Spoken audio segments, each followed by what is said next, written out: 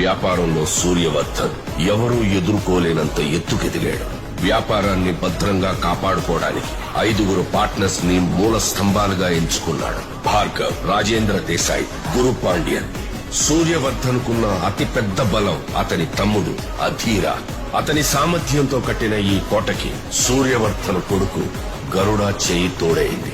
వారిద్దరి సారథ్యంలో KGF ఎవ్వరూ ఊహించలేనంత భద్రతలో ఉంది.